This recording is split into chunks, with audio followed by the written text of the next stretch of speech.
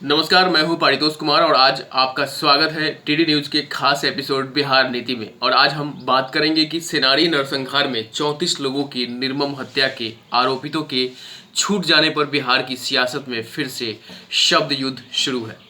दरअसल राज्य के बहुचर्चित सेनारी नरसंहार कांड में पटना हाईकोर्ट की खंडपीठ द्वारा दिए गए रिहाई वाले फैसले को बिहार सरकार सुप्रीम कोर्ट में चुनौती देगी। इसका तैयारी चल रही है। महाअधिवक्ता ललित किशोर ने सरकार की तरफ से यह राय दी है और उन्होंने कहा है कि सेनारी नरसंहार कांड के आरोपियों को निचली अदालत ने जो सजा दी थी उसे पटना हाईकोर्ट को बरकरार रखना चाहिए था।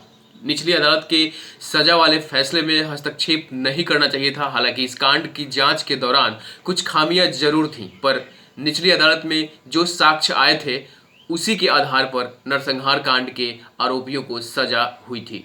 आपको बता दें कि पटना हाईकोर्ट के 2 न्यायाधीशों की खंडपीठ ने नरसंहार कांड के आरोपियों को सजा के फैसले वाली अपील पर सुनवाई करने के बाद शुक्रवार को अपना फैसला दिया था।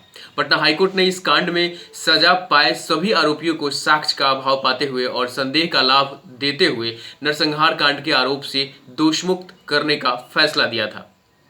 साथ ही पटना हाईकोर्ट ने अपने फैसले में यह भी कहा था कि नरसंहार कांड के आरोपियों पर आरोप साबित करने में राज्य सरकार असफल रही है। वहीं भारतीय जनता पार्टी के प्रवक्ता और पूर्व विधायक मनोज शर्मा ने सेनारी नरसंहार के सभी आरोपियों को साक्ष्य के अभाव में पटना उच्च न्यायालय द्वारा बरी किए जाने को इसे तत्कालीन सरकार की साजिश बताया है।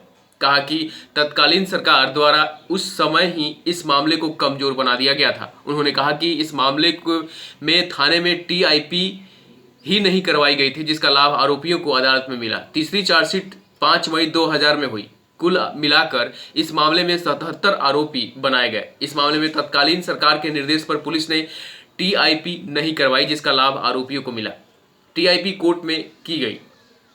आरोप प्रत्यारोप का सिलसिला बढ़ता रहा और पूर्व उप मुख्यमंत्री सांसद सुशील कुमार मोदी ने भी कहा है कि सेनारी में 34 लोगों के नरसंहार के सभी आरोपियों का हाईकोर्ट से बरी हो जाना दुर्भाग्यपूर्ण है। जब 34 लोगों का नरसंहार हुआ तो आखिर कोई तो गुनाहगार होगा। हाईकोर्ट के फैसले के खिलाफ सुप्रीम कोर्ट जाने के निर्णय के लिए मुख्यमंत्री को धन्यवाद दिया, मगर राजद को बताना चाहिए कि यह नरसंहार किसके कार्यकाल में हुआ था, ऐसा सुशील कुमार मोदी ने कहा। उन्होंने कहा कि आखिर क्या कारण था कि 2005 के पहले बिहार में जातीय हिंसा चरम पर थी और नरसंहारों का तांता लगा हुआ था।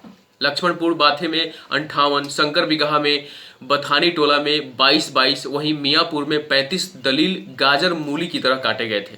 वहीं 2005 के बाद एनडीए के 15 साल के कार्यकाल में एक भी नरसंहार नहीं हुआ। सुशील मोदी ने आरोप लगाया कि राजद एक साथ रणवीर सेना और एमसीसी को संरक्षण व मदद देता था ताकि समाज में जातीय तनाव पैदा कर वह अपनी राजनीति रोटी सेकता रहे। कहा कि सेनारी घटना के बाद घटनास्थल पर सबसे पहले पहुंचने वाले में मैं था और अपनी आंखों से लाशों के ढेर को देखा था। क्रूरता के नंगा नाच के आगे मानवता शर्मसार थी।